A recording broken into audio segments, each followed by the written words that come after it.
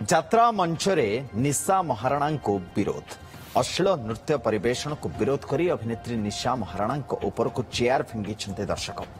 ଗତକାଲି ଜଟଣୀ ଗଣେଶ ପୂଜାର ଅବସରରେ ଏକ ଯାତ୍ରା ଚାଲିଥିବା ବେଳେ ନିଶା ମହାରଣା ଆଇଟମ ଡାନ୍ସ ପ୍ରଦର୍ଶନ କରିଥିବା ବେଳେ ଏଭଳି କିଛି ସ୍ଥିତି ଉପୁଜିଥିଲା।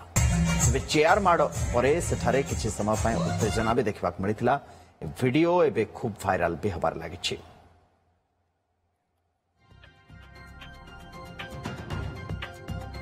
ଯାତ୍ରା ମଞ୍ଚ ଉପରେ ପୁଣି ଥରେ ବିରୋଧର ସାମ୍ନା କରିବା ପାଇଁ ପଡ଼ିଛି ନିଶା ମହାରଣାଙ୍କୁ।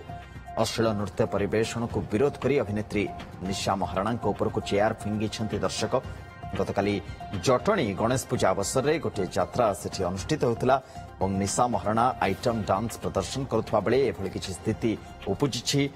ଚେୟାର ମଧ୍ୟ ମାଡ଼ କରାଯାଇଥିବାର କଥା ସାମ୍ନାକୁ ଆସିଛି ଏବଂ ଯେଉଁ ଭିଡିଓ ବର୍ତ୍ତମାନ ସମୟରେ ସାମ୍ନାକୁ ଆସିଛି ଉତ୍ତେଜନାମୂଳକ ପରିସ୍ଥିତି ସେଠି କେମିତି ସୃଷ୍ଟି ହୋଇଥିଲା ଭିଡିଓ ଏବେ ଭାଇରାଲ ବି ହେବାର ଲାଗିଛି। ନିରଞ୍ଜନ ବେହେରା ଆମ ସହିତ ଯୋଡ଼ି ହୋଇଛନ୍ତି ଜଟଣୀରୁ ଆମର ସହଯୋଗୀ। ନିରଞ୍ଜନ, କ'ଣ ପ୍ରକୃତରେ ପରିସ୍ଥିତି ହେଇଥିଲା ଏବଂ ବିରୋଧ ପରେ କ'ଣ ପୁଣି ଡାନ୍ସ ତାଙ୍କର ଚାଲିଥିଲା ବନ୍ଦ ହେଇଯାଇଥିଲା ତମାମ ସୂଚନା ଟିକେ ଚାହିଁବୁ ଆପଣଙ୍କ ଠାରୁ ଆମେ। ଦେଖନ୍ତୁ ସୁନନ୍ଦନ, ଏବେ ଜଟଣୀରେ ଗଣେଶ ପୂଜାର ମାହୋଲ ଚାଲିଛି। ଚାରିଆଡେ ଯାତ୍ରା ଅପେରା ମଧ୍ୟ ଦେଖିବାକୁ ମିଳୁଛି। ଗତକାଲି ଯେଉଁ ରହିଛି ଅପେରା ପାର୍ଟି ପାର୍ବତୀ ଅପେରା, ସେଇ ଅନୁଷ୍ଠାନର କିଛି କର୍ମକର୍ତ୍ତା ମାନେ ନିଶା ମହାରଣାକୁ ଆଇଟମ ଗାର୍ଲ ହିସାବରେ ପାର୍ବତୀ ଗଣନାଟ୍ୟ ମଞ୍ଚକୁ ଆଣିଥିଲେ ଏବଂ କିଛି ସମୟ ପର୍ଯ୍ୟନ୍ତ ନାଚ ଚାଲିଥିଲା। କିନ୍ତୁ ମଝିରୁ କିଛି ଯୁବକ, ଯାହା କୁହାଯାଉଛି ବିଜେପି ଯୁବ ମୋର୍ଚ୍ଚାର କିଛି ଯୁବକ ଅଶ୍ଳୀଳ ନୃତ୍ୟ ପରିବେଷଣ ଯୋଗୁଁ ନିଶା ମହାରଣାକୁ ବିରୋଧ କରିଥିଲେ ଏବଂ ସେଠି ଚେୟାର ମଧ୍ୟ ଫିଙ୍ଗିଥିଲେ ଏବଂ ଅଣ୍ଡା ମଧ୍ୟ ଫିଙ୍ଗିବାର ମଧ୍ୟ କୁହାଯାଉଛି। ତେଣୁ ଇଏ ଅଶ୍ଳୀଳ ନୃତ୍ୟକୁ ବିରୋଧ କରି ଏଭଳି ଚେୟାର ଫିଙ୍ଗିଥିଲେ। କିଛି ସମୟ ଉତ୍ତେଜନାମୂଳକ ପରିସ୍ଥିତି ସୃଷ୍ଟି ହୋଇଥିଲା ଏବଂ ପୋଲିସ ଘଟଣାସ୍ଥଳରେ ପହଞ୍ଚିଥିଲା ଏବଂ ଯେଉଁ କୁହାଯାଉଛି ଯୁବ ମୋର୍ଚ୍ଚା ସେ ମଞ୍ଚ ଉପରକୁ ଚେୟାର ଫିଙ୍ଗିଥିଲେ ବା ନିଶା ମହାରଣାଙ୍କ ଉପରକୁ ଅଣ୍ଡା ଫିଙ୍ଗିଥିଲେ ତେଣୁ ତାଙ୍କୁ ଧରି ଥାନାରେ ଅଟକ ରଖାଯାଇଥିଲା। କିନ୍ତୁ ସେମାନେ ଯାହା କହିବା କଥା କି ଶାନ୍ତି ଶୃଙ୍ଖଳାରେ ଭାବେ ଚାଲିଥିଲା, କିନ୍ତୁ ସଡନ୍ ଏଭଳି ଗୋଟେ ଉତ୍ତେଜନାମୂଳକ ପରିସ୍ଥିତି ସୃଷ୍ଟି ହେଲା ଅଶ୍ଳୀଳ ନୃତ୍ୟକୁ ନେଇକି।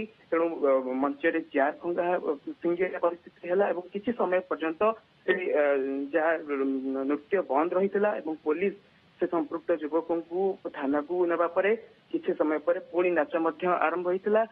ଯାହା ଏବେ କୁହାଯାଉଛି କି ଯେଉଁ କମିଟି ଏ ନିଶା ମହାରଣାକୁ ମଞ୍ଚକୁ ଆଣିଥିଲେ ଏବଂ ଏଇଭଳି ନୃତ୍ୟ ପରିବେଷଣ କରିଥିଲେ, ସମ୍ପୃକ୍ତ ଯୁବକଙ୍କ ଗାଡିକୁ ମଧ୍ୟ ଭାଙ୍ଗିଥିବାର ମଧ୍ୟ ଯେ କମିଟିର ସଦସ୍ୟମାନେ ମଧ୍ୟ ଶୁଣିବାକୁ ମିଳୁଛି ଏବଂ ଘଟଣାସ୍ଥଳରେ କର୍ମକର୍ତ୍ତା ମାନଙ୍କୁ ଯେ ଯୁବକମାନେ ମଞ୍ଚ ଉପରକୁ ଚେୟାର ଫିଙ୍ଗିଥିଲେ ତାଙ୍କୁ ଏବେ ଥାନାରେ ଅଟକ ରଖିଛି। ଶୁଣନ୍ତୁ।